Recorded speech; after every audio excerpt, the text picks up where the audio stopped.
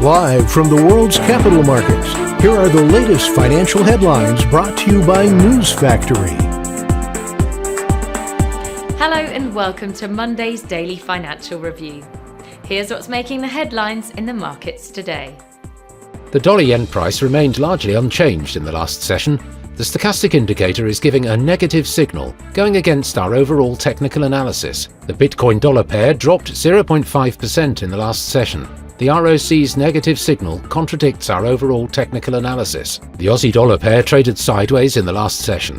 The RSI is giving a negative signal. The oil-dollar pair dove 2.5% in the last session. The Williams indicator indicates an oversold market. Coming up, the choices from our chief analysts for today.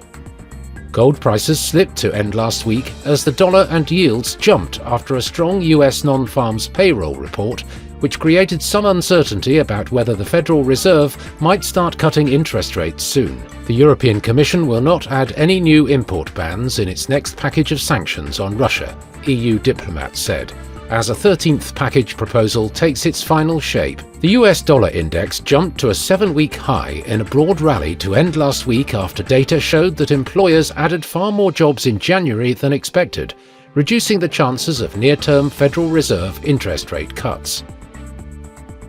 Those were today's major economic events. And now, moving on to world financial headlines. Germany's trade balance will be released at 0700 hours GMT. The US ISM Services PMI at 1500 hours GMT. Japan's labour cash earnings at 23:30 GMT. Australia's trade balance will be released at 0000 hours and 30 minutes GMT.